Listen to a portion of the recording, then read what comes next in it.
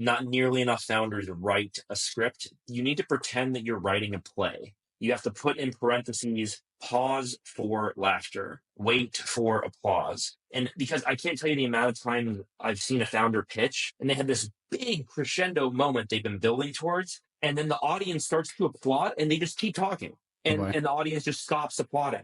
And it's like, no, dude, there's an investor in that audience who would have invested if he had seen 1,000 people clap for you at the same time, even if he didn't understand what you were saying or doing. And so founders shoot themselves in the foot all the time by being super rigid and super like, I have to get to the next slide. I have to say the thing I've memorized. And it's really hard for some people to have that natural flow. It's very rhythmic. And so I try to teach that rhythm of what a pitch should look like and feel like. Hey everyone, welcome back to the Ignite podcast. Today we're thrilled to have Colin McIntosh, the pun-loving founder and CEO of Sheets Giggles, the world's softest, most sustainable bedding brand made from eucalyptus. That's like my favorite tree. From belly flopping onto Good Morning America to scaling a viral crowdfunding campaign into a nationally recognized DTC brand, Colin brings a unique blend of humor, hustle, and heart to startup life. He's a Techstars alum, a startup pitch coach. He's even moonlighting as an AI founder, and it's as a relentless advocate for sustainability and founder well-being. Welcome to the program. Thanks for coming on. Yeah, Ryan, thanks for having me. And the moonlighting as an AI founder, that's my unmedicated ADHD talking. So yeah. I love that. Yeah, I think I have ADHD as well. It's undiagnosed. I think we're all on the spectrum somewhere. Yeah, like being a VC is like being a founder, especially when it's your own firm. I don't work as hard as founders, but I could definitely empathize a little bit. You know, I just got back from a Hawaiian vacation, and I worked every day. Like yeah, got my laptop out in the morning, had my coffee. I can't put it down. I have to keep going. I can't just like walk away. It's when I worked at Microsoft, like, yeah, I just walk away. Like, I'm on vacation. See you guys later. You know, when you're a founder, it's like, no, you're never on vacation. No, it's so true. I mean, I think as the years go by, I've gotten better at that. And like, I tell myself the work will be there tomorrow. It's always going to be there tomorrow. Now, but that being said, I mean, early on, I was, working till 4 a.m, waking up at 7 a.m, drinking pre-workout and doing it again. And that was terrible for my mind and body. It's a young man's game. So I just got married a year ago. And Thank you. So when I was 25 and 29, when I went through Techstars, I used to ask older entrepreneurs, how do you do it with your family, with your kids, with your wife? And now that I'm married, I'll tell you that I still don't know how they did it because it seems to be getting even harder. So I don't understand. It's pretty crazy. It does help that I'm remote. You know, I'm not gone from the house 14 hours a day, working on Team Ignite. I'm here every morning. I'm here when they get home. I can go say hello. I'm here for dinner. And I'm here to watch maybe a show after dinner, play a board game or something. So like I'm here, I'm around, but I am still, it's almost like you kind of work and then you put it down for a half hour, an hour, go hang out with your family. I have 3 kids. And then you kind of go back to it for an hour or two in the evening between dinner and like a show. And then you come back out and kind of hang out with the family for a little bit. And then you go back to it at like 10 o'clock at night. And so it's almost like you never put it down. It's just constantly there. And I love this, what you said, which is you learn to walk away because like if you're about to die, on your deathbed, you're not going to be like, gosh, if I only would have answered that email, If I only had gotten 10 more B2B SaaS deals closed, that would have really, my legacy would be, no, I totally agree. I think that, actually, it's funny. I just sponsored a video today about LinkedIn lunatics and it's by a guy named Ryan George, who I adore. It's just reading these posts about from people on LinkedIn where it's like, going through a divorce was the hardest thing that I've ever done. Like, and here's what it taught me about B2B SaaS or something like that. It's like go hire a therapist.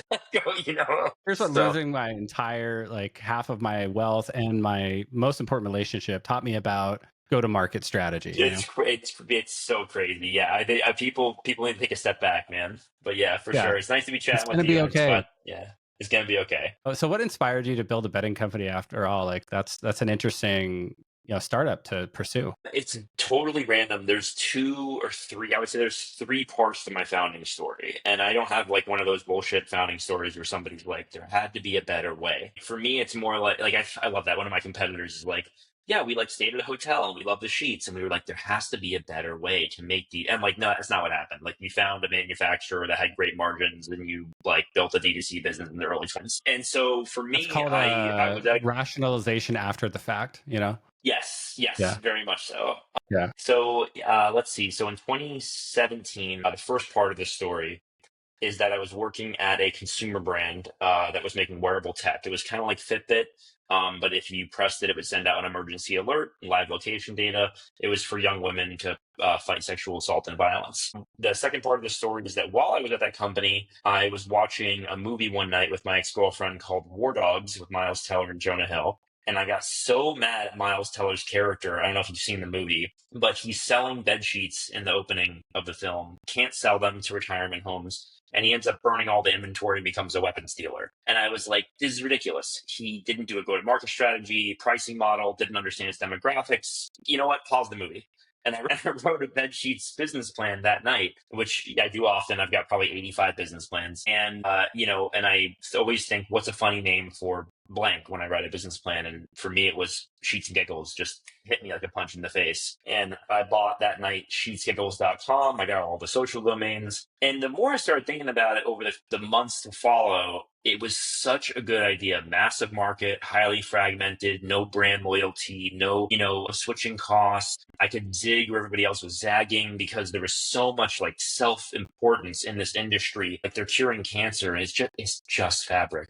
And so for me, I was like, this is a really good idea. I should maybe do this one day. And I was learning about how to run a consumer brand and how to grow a consumer brand while working at this other business. And then suddenly, a few months later, we all got laid off at 1 p.m. on a Monday.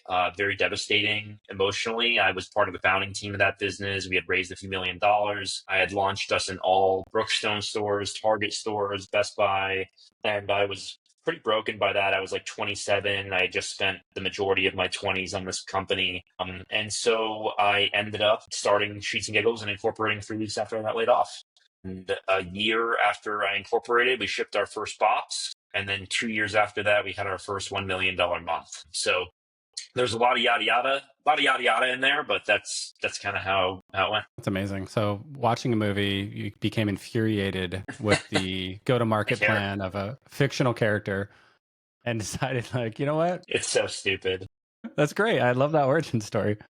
The ideas come from, you never know. Like you could just be watching a movie and be like, yeah, I could do it better than that guy, There's so many founders that have these intense, deep personal reasons for starting their business, and I love and respect them so much. And I just have such ridiculous imposter syndrome about my own founding story. But I've just decided that it's hilarious, and I'm an insane person for starting a company based off of Miles Teller and War Dogs. It's insane. And one day I will work with Miles Teller. I will have him tell this story for me. I will meet him one day. If anybody's listening who We'll try knows to make him, that connection. let me know. I had somebody on my podcast that does a celebrity brand. Actually, you guys should look at him. Samir at Freedom Trail Capital. That's his whole thesis, is backing consumer brands that could use a celebrity endorsement.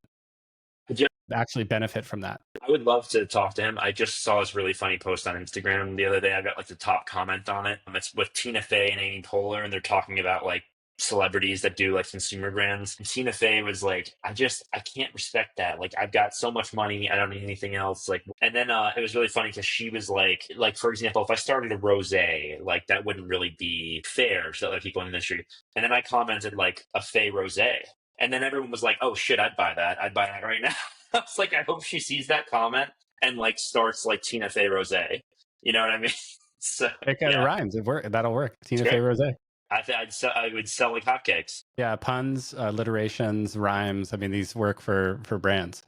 And I'm obsessed with it. My my organization values at Sheets and Giggles are always have fun, achieve your goals, alleviate the world's problems, assonance, alliteration. My last six, they're all start with A. That's funny. So at the end, it's a joke, right? Yeah, exactly. It's a bit. Yeah, and then years later, I added brevity and irony as the last, which are both jokes. Yeah. So. That's so cool. So you launched on Indiegogo and crushed it. Why crowdfunding? What were some key lessons for founders listening on that experience? Well, the why was very easy. I was a 27-year-old first-time founder starting a pun-based betting company. No one was going to give me money to start this. Yeah, VCs would be like, yeah, it's off thesis. Thanks. Bye. I mean, I feel like I got like a lot of like curious like eyebrow raises like from VCs. They mostly liked my energy, and they liked that I had like a pretty big like understanding of like how to bring a consumer brand to market. But I think it was just so freaky and so different that, yeah, I mean, there wasn't, and at that point it was all crypto, you know what I mean? Like everything was That was Web3. about 2019, Yeah, crypto 2018, stuff. 2019. Yeah, exactly. Yeah. And it was funny. I actually, a year to the day after I got laid off, I won first place at Denver Startup Week. And that was really cool. It was like a $95,000 grand prize. And I beat out like a bunch of like SaaS companies, AI companies, like Web3 companies. And it, like that was like the talk of the town at that. It was like the bed sheets company just won Startup Week. Like it was pretty random. But yeah, I mean, What as do you far think as like, resonated? The crowdfunding campaign was very successful. yeah. You won this pitch competition, which is really impressive. What do you think was resonating with customers and investors alike? It's really just lightning in a bottle, the brand. Like it's one of those things where, especially in that 2010s timescape, there was Brooklinen, Boll and Branch, Parachute, everybody competing and out competing each other to be the most serious bed sheets brand, to have the most exposed brick in their ads, and the most ferns in the bedroom, and the most like acro yoga couples on subways in their ads. And like it was so obnoxious. So I hated going into New York and seeing all these brands ads in the subway, Casper and Brooklyn. It was so aspirational in a condescending way that I think that my first ad was me in bed with two of my best friends with avocado face masks on, drinking red wine and just talking. And that just crushed. Like people thought it was the funniest thing they'd ever seen. Like they shared it thousands and thousands of times. And I think that that's what really resonated with people, was just like this very, very visually and, written word spoken brand. And I'm a big believer that like copy is everything. So I've always felt like I could write for Seinfeld. I love writing. I love comedic writing. I'm a jester, so my brand archetype's always going to be a jester. So I think that like getting a little more tactical for people, aligning your brand voice with who you are as a founder is extremely crucial. I can't be a sage. I can't be, a caregiver. I can't be maybe a little bit of like inventor, that sort of thing. Like, but for me, I'm a jester and a bit of an outlaw. And so you should That's make an your actual brand test you can archetype. take that tells you that. No, I just use Oh, enough to know who you are. But if you Google brand archetypes, there are like 12 main ones: the romantic, the everyman, the inventor, the magician, the hero, the sage, the explorer. And if you know these 12, you'll start to see every time you see an ad, you'll know exactly which archetype that company has as their like central brand roadmap. And so I always tell founders, your voice needs to be your company's voice, because you can't outsource that. You can't have somebody else who doesn't have the same stake and skin in the game as you write your brand voice. You have to do it. And so I think that's what resonated with people, is it's just all the best parts of me without any of the neuroticism or anxiety. And it's just funny. Like it just makes people laugh, and everyone chuckles when I say the name. 7, 8 years later, I still get laughs when I tell people what I do. And I think also, again, getting more tactical, like I'm thinking about what people can learn from this. There's two things I think we did really well with the crowdfunding campaign. The first was really identifying our value propositions really, really well, and our pricing model. And so our value propositions, I think that you need 3 different value props to go to market than the current solutions in the market. So for us, they were softer than cotton, they were cooling, more breathable for hot sleepers, and they were also sustainable. And I purposely made sustainability the third benefit, because I have a hypothesis that it doesn't matter how sustainable your product is. At the end of the day, if it's not better than the existing product, Americans won't buy it, won't use it. And so that was number one that we did well, is really define the value prop super well. And then number 2 is we prepared. So most people, when they do a crowdfunding campaign, they think that their friends and family will buoy them. But most people's friends and family don't care that much about them. Like, sorry to say, like they don't care enough about to like give you $100 or $1,000 or that sort of thing. So you're going to need to get an email list, because especially your your email VC list, friends, they will definitely say no to especially, you. well, VCs like to watch in the corner. They like to see how high the ticker goes, and then if it goes high, they're like, "Oh, we'll jump in," and then they buy a set or something like that. But Smoking like a true VC, like sorry, you nailed I it. love Perfect. I love my investors, but other investors, Yeah. They're all terrible. all founders say that. Like I hate investors. I love my investors, but yeah. So basically, if you do the math, we did a $284,000 crowdfunding campaign for bed sheets. Right? Proudest marketing achievement of my life, making thousands of people wait 6 months for bed sheets. It's funny, it's the largest Indiegogo ever for bedding, which is a funny qualifier, right? How many have there been? But there were two other bedding companies that launched the same exact day we did, May 1st, 2018. And so the one made 50,000, the other made 15,000, and we made 284,000. And the math is very clear. If you want to do a $100,000 campaign, you need at least 30% of that on day one. Now it's closer to 50%. So let's say it's 30%, you need $30,000 on day one. Well, if you have an AOV of about $100, which we did, then you need 300 customers on day one. And if you need 300 customers, an email list converts reasonably at about 3% if you nurture it well. And so you need 10,000 emails to guarantee yourself 300 customers on day one. And once you break it down like that, you just have the blinders on. You're like, okay, I just need 10,000 qualified emails. And you go out and get those. And there's ways to do that for free. There's ways to do it paid. We did it paid. I put up some of my own money, spent about $9,000 on Facebook ads. We got about 11,000 emails, 89 cents a lead. We converted emails at a 46% clip, which is insane. That was when That I makes knew sense that we because had... they signed up, they were already interested, right? Well, no. We converted visitors to our landing pages through our Facebook ads to gather emails at 46%. So 1 in 2 people that were hitting our landing page was giving us their email, Amazing. which was insane. Yeah. And that was when I knew that we really, really had something. And then day one, our email list converted at 4.5%. We made about $48,000 on day one, and that snowballed into a $284,000 campaign. So it's amazing. That's how you do it. Wow. And you know what's interesting about all this? It's the whole brand of it, right? It's, what role did humor play in kind of landing in consumer minds? I mean, was that strategic or was that happenstance? Was it like, we're going to call it something funny and that actually worked out? Or like in hindsight is like, if you would have called it, Macintosh Sheets or something like that, like it wouldn't have been as successful. I do own Macintosh.ai, and that is my retirement plan. The cease and desist from Apple. Exactly. There's a high risk, high reward with that one for anyone who wants to buy it. But yeah, so I would say that it was always going to be humor just because of who I am. Like I do open mic nights. I love really SpongeBob and Seinfeld, and I listen to the Dan Le Batard show. Now I sponsor them. I just love comedy. I've always liked looking at life as a circus and less as a cathedral. Are you an absurdist? I don't know. I don't know if I'm an absurdist. I'm more of a determinist than anything else philosophically, but I do know what you mean. I think it holds water, but yeah, life is pretty absurd. Yeah. But yeah, I would say that strategically, what I used to tell people is humor is important because it floods people's brains with dopamine if they're laughing and smiling. And whether it's me on stage pitching or talking to somebody in person or writing an email or opening up a box or putting on your sheets on the bed, if you're smiling while interacting with me, you're going to want another interaction with me. And that's very important for like getting investment, for getting a repeat buyer, for getting a 5-star review. That dopamine is, I think, very important and strategic. I did have some investors tell me you can't build a mass market brand with humor, which I thought was really funny. I was like, Dollar Shave Club, every beer company, every insurance company. Liquid Death is pretty humorous. Liquid Death, there's so many examples. It's just what they were really saying is that comedy is hard, which it is. Comedy is writing, and writing is hard, and so that's really what they were saying.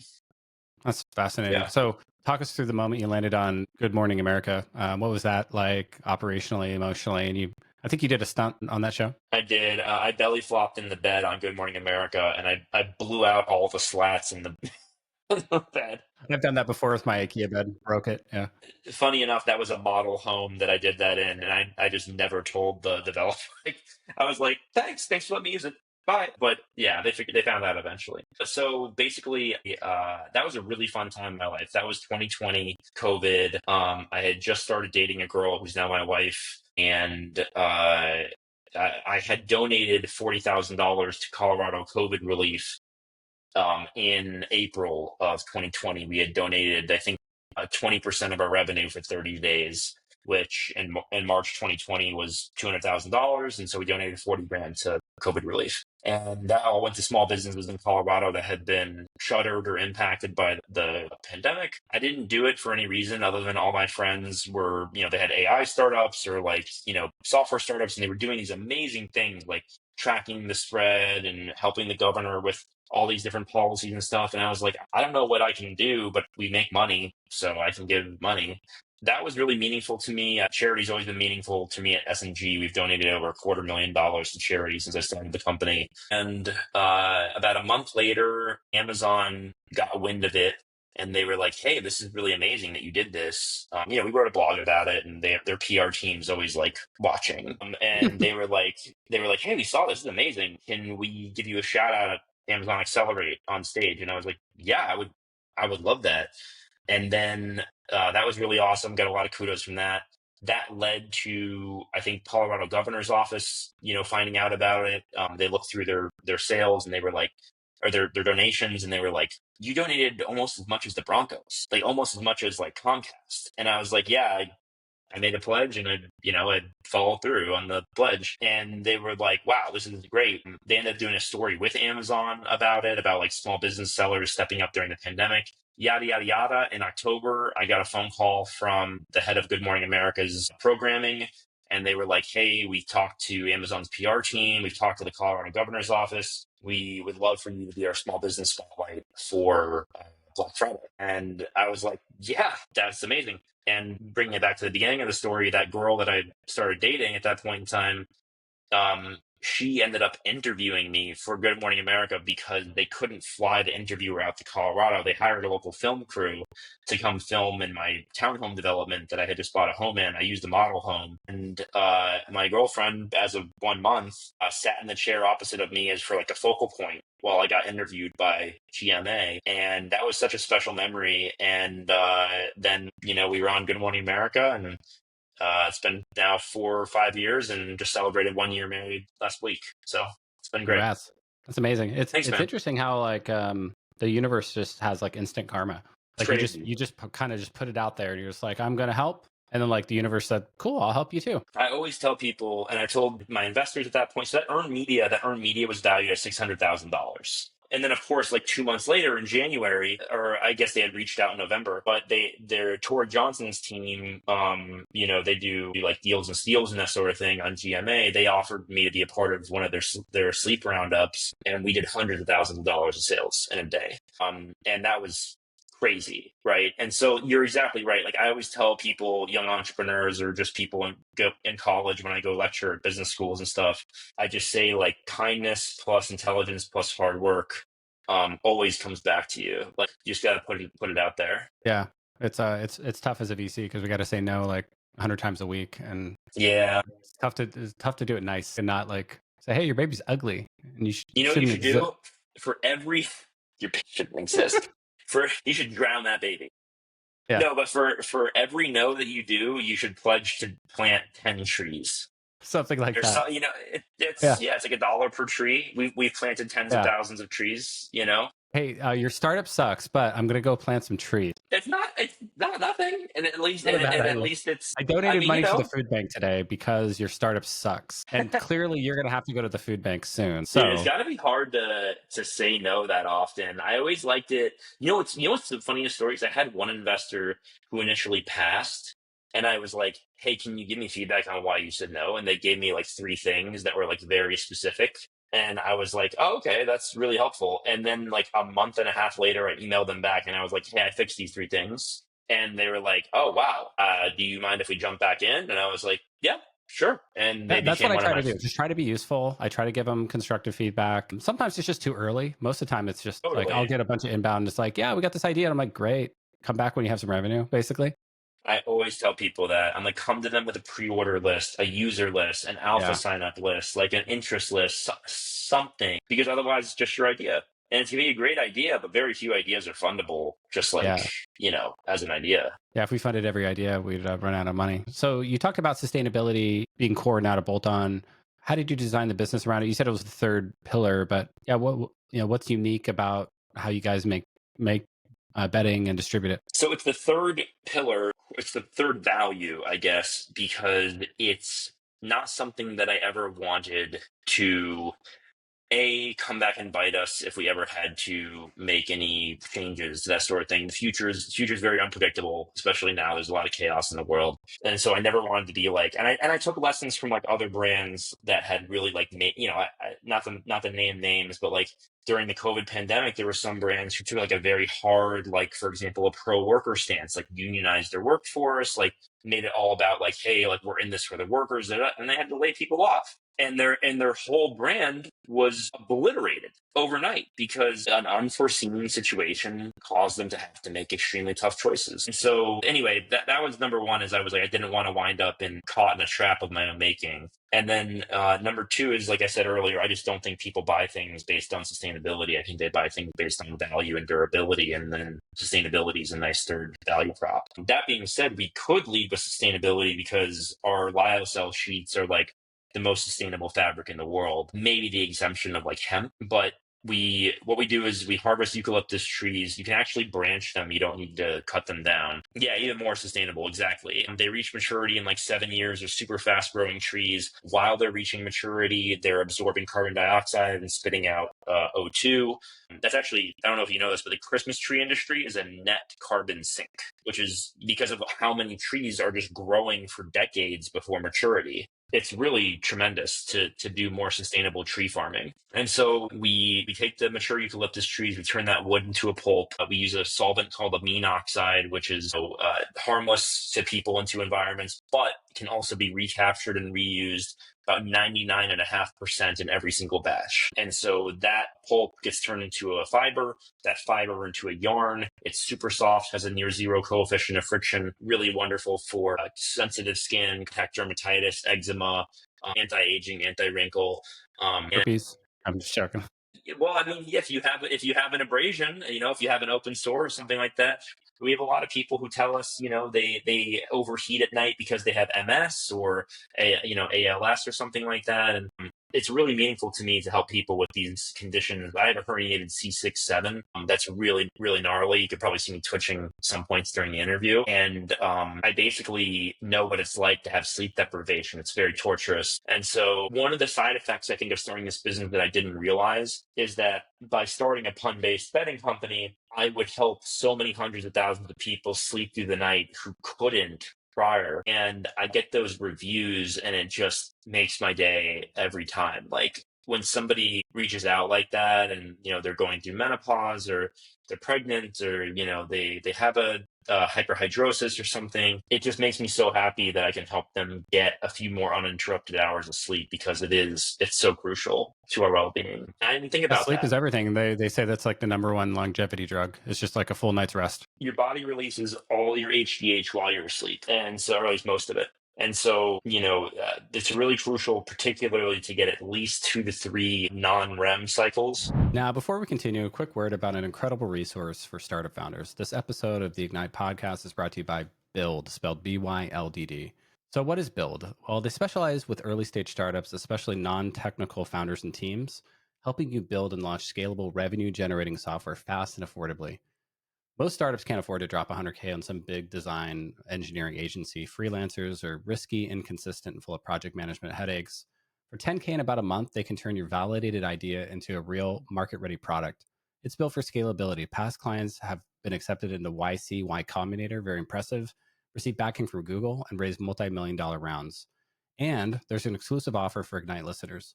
Get a free UI UX design sprint that's 3 to 4 weeks, a deep dive into your product experience, delivered completely free. This is normally a $10,000 plus service. So head to byldd.com, connect with the Ayush team, mention the Ignite podcast. Let's get back to it. So your average REM cycle is about 90 minutes. So you really want to get at least 3 to 4.5 hours of uninterrupted sleep. So no getting up and going to the bathroom, no loud noises, no turning over and waking up and getting a sip of water. And so that uninterrupted sleep is what I really try to push as the value prop. And the main way we achieve that is through temperature regulation. The sheets are tremendous for keeping you at the ideal body temperature, not too hot, not too cold, just right in that middle zone. And it's really been phenomenal to help people with that. It's also made me totally redo how I sleep. Now I have a mattress, I have a mattress protector, sheets, comforter, duvet cover, blanket, pillow, all that I make myself. And so there's definitely now it's become a lot more personal, where like everything I've made for me. And I just assume there are people out there like me with chronic neck pain that'll really resonate with that. Yeah, that's amazing. How has your operations and mindset shifted as you've shipped, globally, well into the six figures in units now? You know, we've made so many mistakes, and in 18 months after I shipped the first box, we had COVID. And so I could tell you horror stories about over ordering, under ordering, out of stock periods, sitting on cash. I could tell you horror stories about getting a phone call from my freight forwarder and saying, "Hey, we couldn't get into the port of, Savannah, so we dropped your goods off in Freeport." And I'm like, my brain's like a potato timer, like ticking, ticking, and then I'm like, the Bahamas? Like, and like I've had to go through so much to get this company to where it is. And I've had 3PL, we've moved warehouses twice, we've done all sorts of costing studies, having sales tax compliance, and I Colorado got a besides 3PL that. for you, by the way. Packsmith. Have you Yeah. run across Packsmith? No, I haven't. So they're distributed 3PL. It's like Uber for shipping. And so they have these Oh, like nice. packsmiths, and they'll store goods like sheets in people's garages, and they'll ship them out of people's garages. And so it saves you it's like twice as fast and it costs half as much. So you might talk to him. Yeah, This Packsmith. is like a fascinating concept. He It's was on the like podcast like 100 episodes ago. Ben Wonderman. Yeah. there's what's it called? Pack Space? Packsmith. Yeah. Pack Smith. I'll check it Yeah. out. Yeah. I love that concept. I knew a guy who started a storage company that used people's like attics for private storage. I was like, that's brilliant. Like that unused Stuff like inventory that. space. Yeah. Unused Yeah, space. I love You're in stuff the like middle of that. Wisconsin. You got a 3-car garage and you need to make $50 an hour online. How do you do it? Well, maybe you can't Hold drive inventory. people you can't do gig DoorDash and Uber because you're in the middle of nowhere, but you can do distributed 3PL. It's like a distributed ship bob, because that's ship bob's whole thing, right? Is that they basically have like dozens of warehouses all over the US, and you're not going to have like a 5-day shipping period anywhere. It's going to make a 2-3 day shipping period everywhere one day. And so better speed and lower cost. But that's a complicated industry though. But to do it with people's homes and businesses and that real estate that's really interesting. Yeah. When I It's saw it, I almost was like like, yeah. yeah, When I first saw it, I passed actually. I was like, it's too early. I don't know if it'll work. And then he just big like took idea. off. It's a Wow. great idea. That's Yeah. Yeah, that's crazy. That's so interesting. And you just need more people to sign up, and then you can ship like 20 units here, 20 units there. It's kind of like Amazon FBA Yeah. storage too. Yeah. Damn, you got to use me as a scout. I would have told you to invest in that company. That'd Well, be yeah, I great. did. I did invest. I passed it first. Oh, And then okay, he grew like 10x in like 6 months. I was like, okay, I'm going to invest. good. Yeah, Yeah. that's awesome. Yeah, that's awesome. That's really cool. Yeah, I'll reach out to him. Yeah. I'll make that intro. That's, speaking of, surprising tactics, what are some surprising tactics that you used to grow or channels that worked better than expected? I always tell people the number one thing that I've learned in running S&G for 7 years is to sponsor things that you like as the founder. Because, like I said earlier, the brand voice is the founder's voice. And so people that resonate with your brand voice will be like you, or at least they'll like people like you. And the things that you like, they like. So I sponsor my favorite sports podcast. I sponsor my favorite journalists. I sponsor my favorite YouTube creators. I sponsor my favorite TikTok video makers. Like, I sponsor my favorite radio stations, like see Colorado Public Radio. And then I make landing pages for each one of those channels. And because I know them and because I love them, I can create landing pages that are very specific to the audience, that have inside jokes and bits that only someone who's been listening for years would know. And they feel so connected to the company that I think that their conversion rate in some cases is like 11-12% on those landing pages. And that has been my secret towards, like, and I say secret, I mean, anyone can do it. I can't sponsor everything. I don't like everything. There's plenty of people out there who can do non-competitive versions of this, things that they love. But as founders, I think that's your number one super weapon, is find people who are like yourself, and those people are consuming the same things you are. Love that. That's really good advice. So you stayed independent despite interest. How do you think about fundraising and capital efficiency in consumer, direct to consumer stuff? Well, I think consumer is particularly difficult. And I think that now with the interest rate situation, VC's really tightened up around consumer. And so it's been really Usually the hard, first I thing that think. gets defunded is like consumer. I've Yeah, noticed. for It has sure. such a high beta, right? Yeah. Such a high beta. Yeah, absolutely. It's a great way to put it. I mean, there are consumables and there are things that are, necessary. But then, of course, if you're price sensitive, if you have a high elasticity, Yeah, you're not going to buy then sheets if like you lost your job. Yeah. certainly not $200 sheets. Yeah, exactly. Which is why I do the resume thing, which is funny. It's an inverse beta.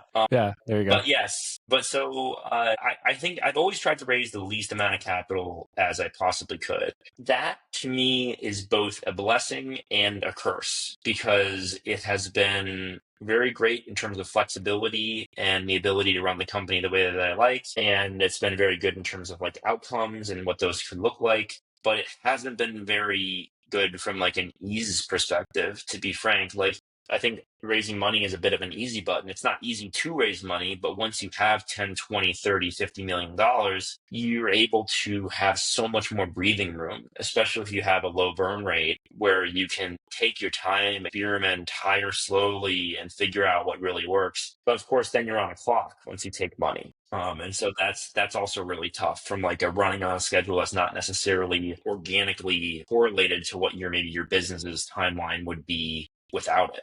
So those are all my thoughts. I think, like I joked about earlier, I love my investors. Everybody loves their investors because they're people who believe in you. I dislike every investor who's ever said no, and there are many. And so I would Yeah. just tell When I people, raised, I raised money too, right, as a VC. So right, right. I got 50 yeses and I got thousands of no's, So And not every that I one of hate them those knows, people that said no, but like maybe every someday one of them, one, yeah, you want to prove wrong. You want to prove wrong. And absolutely. so we had an investor pass because they disagreed with the decision to build a mattress. And they said, if you drop the mattress idea, I'll invest. And first off, that's just a red flag. Like I don't want investors that are, trying to dictate Yeah. what my product market fit is and what my product roadmap is. But I said, no, I believe in it. And we've got a 100,000 person email list and it's going to sell a ton of mattresses. And I'm very bullish on this. And sure enough, in our first month, we sold them 2 months. I think we sold $1 million worth of mattresses, and all on pre-order, like before we ever shipped a single one. And I remember I sent an email back to them, and I was like, "Hey, just want to let you know, we just sold $1 million worth of mattresses without even shipping one." And did So you sign off? just Go so I fuck know. yourself at the bottom. No, Or? no, I was just like, actually, it was like a nice email. I like re-invited them to invest Yeah. if they like. And then they were like, hey, really respect it, great job. Like I can feel the energy on the other side of the screen.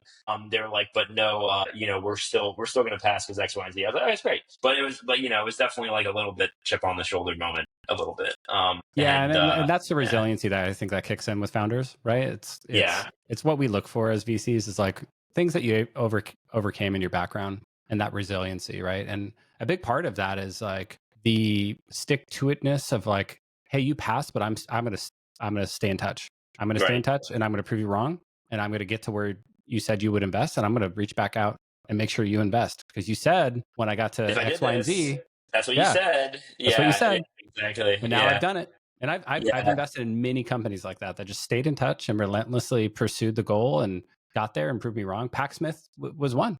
Like I passed. Sometimes, Yeah. yeah, I think but a lot of VCs don't do that. Like you're one of very few who would actually follow up honestly with people, and it means you're giving honest advice. I think my least favorite interactions of VCs are always the very vague ones where it's like too early or not the right fit or something. I love the precise ones. Like I've gotten turned down before where they've done like a whole like financial analysis of like my business and their fund and like why it would or wouldn't fit like within their fund thesis and what they need to return from an IRR perspective. And I've like been like, wow, that's They awesome. really Like, thought thank about it. you. Yeah. That's really like they wanted to invest, they couldn't because of the rate of return. You know what I mean? So um, that's really interesting. And look, consumer, it's low margin, right? Best case scenario, contribution margin, you're looking at 15 to 30%.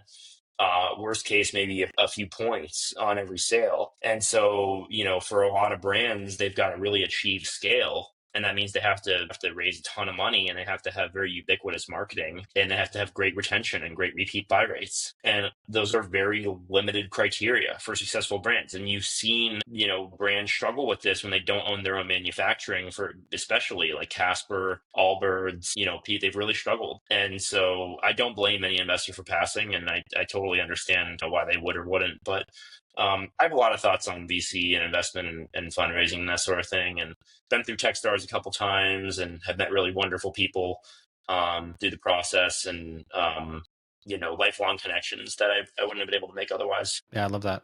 You mentioned vertically integrating your supply chain and manufacturing. Did you actually do that with Sheets and Giggles? You went all the way up and said, I'm going to set up my own factory for this? Or? For pillows, yes, we make those in Denver. We actually employ formerly incarcerated Coloradans and pay them a living wage, and yeah, lowers recidivism, lowers homelessness, kind of like the reverse My Pillow guy. And then I Not My Pillow guy. Bizarre World My Pillow guy, right? Yeah, Yeah, if you exactly. insane, That's but funny. not evil. Yeah. But and then the mattresses we make in Phoenix, contract manufacturing, the sheets we make in India and Bahrain, contract manufacturing. Have not had the funding to do that. That's one of the things that I would do differently. Is I would raise a ton of money to go vertically integrate my supply chain, and I know some companies that have successfully done that. I think like Clean Colt owns their own manufacturing, and a few other consumable brands that do really, really well. I think that if you're going to be successful long term, you have to integrate your own manufacturing at some point, because otherwise you're always at the mercy of somebody else's pricing. And it's been challenging over the years to have that. And you have less transparency, you have less resilience, you have less ability to, fight price increases. And so definitely something I recommend to people is if they can make their product themselves or own their own means of production, to do that. Yeah, that's amazing. You've mentored Techstar founders. Speaking of Techstars, how do you approach pitch coaching them versus like how you might build your own? I adore mentoring people for pitches. I actually do this for Techstars Boulder and Techstars Miami. I mentor the class every year in how to pitch, which is a really big thrill for me, because when I was 25 so a little bit of background in my career, I used to be a recruiter. I became a recruiter because I got fired from my first job out of college at Bridgewater Associates. I ended up loving recruiting so much that I hired myself at one of my startup clients in Seattle. I got fired from that job when I told the CEO to go fuck himself. And for good As one reason. does. As one Yes, does. good reason. Yeah. And then I got laid off at 1 p.m. on a Monday from my last startup job. So I've been fired, or laid off 3 times in my career. And Yeah, me too. Many times. yeah, It's like it's a founder thing where you're just kind of unemployable, I think. You're yeah, just like absolutely. you're being managed by incompetence, and then you call out the incompetence, and then you get in trouble for that. Yeah. You know, Yep. That's about That's right. basically That's what about right. happens. Yeah. Squeaky wheel gets the grease. How do you approach mentoring the founders on their pitch? Yeah. So when I entered Techstars when I was 25, I was taught how to pitch. 2 things happened that were really cool. One is we watched an intro video on our first day, and I was lost. I didn't know what the hell to do with my career. I'd just been fired. I was part of a founding team at Techstars that I had written the business plan for this company. My friend was the founder, and I was really grateful to be there, making $1,600 a month, like sleeping on couches. Drove 20 hours from Seattle at the drop of a hat to join the program, and Wow. and one, no, I'm from Florida, but Okay. I spent my early 20s in Seattle. Oh, nice.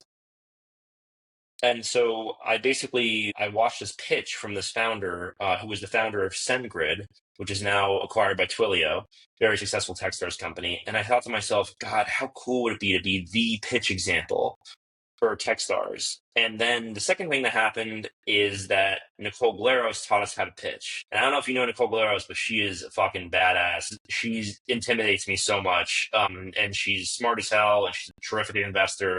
She's grown Techstars with them over the last decade and a half. And 2 things have since happened. Number one, my 2019 Sheets and Giggles pitch is the pitch example that Techstars uses for many of their new classes on how to pitch. And I've met a lot of Techstars founders over the years who are like, you're the Sheets and Giggles guy. Like, you're the guy. They showed us your pitch. So that's awesome. And number two, and if you go on YouTube, you can see it. Just type in Techstars, Sheets and Giggles. And then the second thing that's happened is I've been invited by Techstars to teach Techstars Boulder and Techstars Miami the first pitch lesson of how to pitch for the last few years. And that's been so rewarding and so much fun. So I don't think about it differently, what I do versus what I teach people to do. I have 13 rules of pitching. I should make a YouTube video on this at some point, but they're all over the place, like you have to lead with a hook, you have to lead with traction, you have to establish your validity and credibility. And then, there's other ones I've stolen directly from Nicole, which are like fuck bullet points. No one can read and listen to you at the same time. They can only do one of the two. And then I end it with be entertaining, which with an asterisk, which says not possible for everyone. Again, the dopamine, if you can make people laugh, they're going to want to talk to you after the show. And so that's just something that I always tell people to try to end with as a joke or a bit or something to get the audience riled up. So the number one tip I would tell people is write a script. Not nearly enough founders write a script. You need to pretend that you're writing a play. You have to put in parentheses, pause for laughter, wait for applause. And because I can't tell you the amount of times I've seen a founder pitch and they had this big crescendo moment they've been building towards, and then the audience starts to applaud and they just keep talking. And the audience just stops applauding.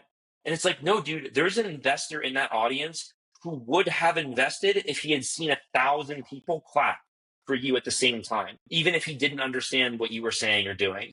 And so founders shoot themselves in the foot all the time by being super rigid and super like, I have to get to the next slide. I have to say the thing I've memorized. And it's really hard for some people to have that natural flow. It's very rhythmic. And so I try to teach that rhythm of what a pitch should look like and feel like. Yeah, I love that. Well, I'll definitely have to go look at that YouTube video. Yeah, maybe we'll try to plug you into some Ignite companies. Yeah. Let's we're gonna run out of time. I could talk to you for another hour, but let's close it with some quick rapid fires. What's the most absurd pun you've actually put into a marketing campaign? Go tuck yourself, I think. Was the best one, and we did it specifically for San Diego, the San Diegan market. We chained that off geographically, and it said, "Go tuck yourself, San Diego," like Ron Burgundy from Anchorman. Yeah. That was pretty funny. And then my favorite we do a lot. Love at first night. Sweet dreams are made of trees. And then I just love better betting, like literally like BEDDER betting, because it's such a wonderful play on words, because betting is a gerund, right? Like and then better is like a comparative, but it's a nonsense word. And you've got like the ER, the ING, the bed, like the BED. It's like, it's so... And people kind of mix up the D's and the T's. Yeah, it's almost harmonic. Like I love that one. So better betting. And then the meaning of it is literally it's the most betting, like it's the bettiest betting. So I also do that with comforter. We trademarked the comforter, because comforter is a comparative. Verdist is the superlative. So it's the comforter. Are you like an English major? You know all the little... I was a massive grammar nerd. I got a perfect score on my SAT. I used to tutor it. I used to diagram sentences for fun. That's pretty nerdy. It's super nerdy. Yeah, big time. Yeah. I love that. I kind of geek out. I also scored very, very high on my GMAT for verbal. Nice. And I love it. Kind of geek. Yeah, I kind of geek out on verbal. Sometimes when I'm speaking, my mouth gets in the way because my brain's so far ahead. And I'm like, the sentence. Yeah, like I'm already on the next paragraph in my mind. Anyway, eucalyptus versus cotton. What's one fact people always get wrong? Always get wrong? I don't know, because most people don't know about eucalyptus lyocell and don't know about a cellulosic rayon and like plant-made fabric. I think most people get wrong about cotton as they just think it's the best thing that there is because it's just like the oldest fabric. It's natural. I don't know if there's like any major misconception about it other than there are better fibers out there, and there are lots of natural fibers out there now that are better than cotton. And so cotton uses 24% of the world's insecticides by itself, including neonicotinoids, which are killing bird and bee populations. So I highly recommend people switch off of cotton or traditional cotton as much as possible. And then you didn't ask about this, but polyester, people don't know this. Americans really, it's actually, if you know this, great, but like I would say 9 out of 10 people don't know that polyester is just made from oil, and oil is killing us. We're eating microplastics, we're breathing microplastics, our shirts are off-gassing, our curtains are off-gassing. If you've got polyester sheets, you're sleeping in plastic on top of a foam mattress, which is stuffed with plastic, on top of a foam pillow, which is stuffed with plastic. We're killing ourselves with these petrochemicals. And so that's a lot of So people don't know that. So I highly recommend getting away from microplastic polyester. Wow, really good to know. What's one startup you admire outside of consumer? Admire everyone who starts a business. I think that starting a business is the hardest fucking thing in the world. So I think I don't have one particular vertical that really comes to mind. I really like people who start impact driven, mission driven businesses. So stuff that helps people. I think that we are put on earth to give each other help through this existence. I think we're all the same organism. I think we're all parts of the same representation of life, just the earth come to life. And so I really like it when people see everyone else as a part of themselves and has that love for each other and really tries to make their existence a positive impact on the world around them. So that's probably that mission driven piece I like the most. Amazing. Well, thank you so much, Colin, for coming on. I really enjoyed the conversation. We'll have to have you back on in the future and continue it. Yeah, next time we can talk AI. Yeah, exactly. I appreciate you having me on, man. Thank you. Yeah, thank you.